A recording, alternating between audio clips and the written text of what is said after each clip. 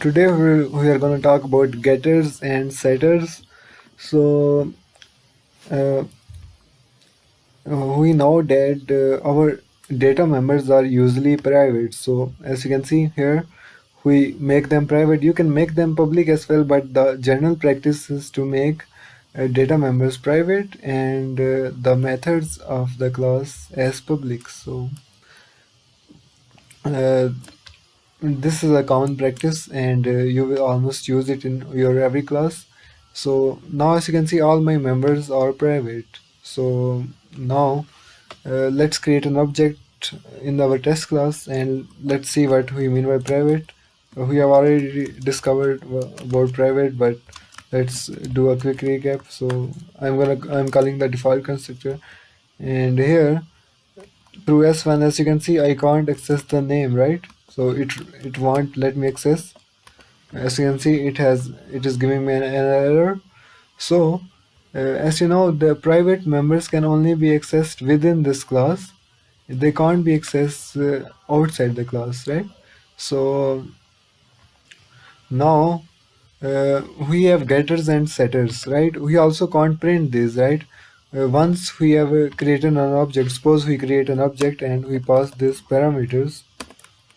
So now this is my default. I'm passing this. So this is my name, registration number, and GPA for this S1 object. So let's run it. And now I have this data created. Suppose you want to change the name or you want to uh, change the GPA or the registration number.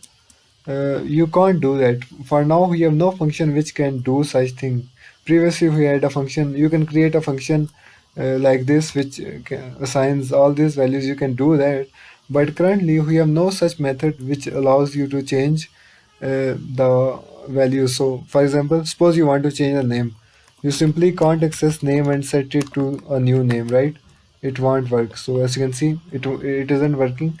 So the point is that our private data members can be accessed, so we need to design getters and setters for this purpose. So getter setter is basically used to set a certain value, right? So let's create a setter. So I'm gonna say public void and it is gonna return nothing, and I'm gonna call it set GPA. So it will basically select the GPA of the of a member. So what it will do, it will take a parameter which will be the new GPA, right? So now it is will take a parameter called G, and I'm gonna use this dot GPA, which simply means that GPA of the current object, and I'm gonna assign it G, right, which will be our value. So now we have function through which we can change the value of GPA. So let's see our program. So let's print the data to see what where we at. So let's print it. So as you can see, my GPA is 3 for now, and after this let's change the GPA. So that if I want to change the GPA, I'm gonna use the function set GPA, right? It will allow me to change the GPA, right? And here I have to pass the parameter. Suppose I want to pass 0, right? So now again let's print the data after setting to see the difference. So let's run the program. So as you can see, before my GPA was 3 and now it is 0. So setter basically allows you to set a certain value, and in setter method we can do the additional checks as well. For example, I know that my GPA is not gonna be negative, so I can enter a check like if GPA is less than 0 or GPA is not gonna be greater than 4. So in that case, I will not set the GPA. I will simply print that invalid GPA, right?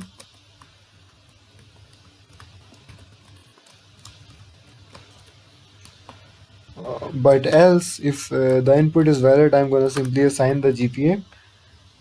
So now I have modified my setter a bit, but it is still doing the same task. It is basically setting the value.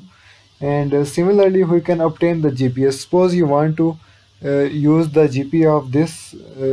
Suppose you want to use the GPA of this uh, object in some of your calculations. Suppose you want to print the GPA only of uh, this object. So to print the GPA, you simply have to do println s1 dot GPA, right?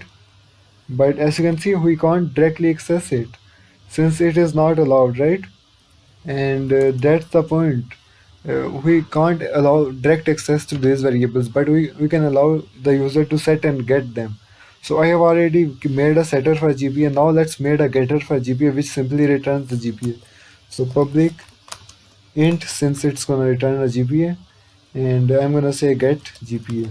So it will basically return the GPA of the current object. So here I'm gonna simply return GPA, this dot GPA, which means the GPA of the current object. You can simply type GPA as well. So let's run a program now, and instead of doing s1.gpa, I will do s1.getGPA,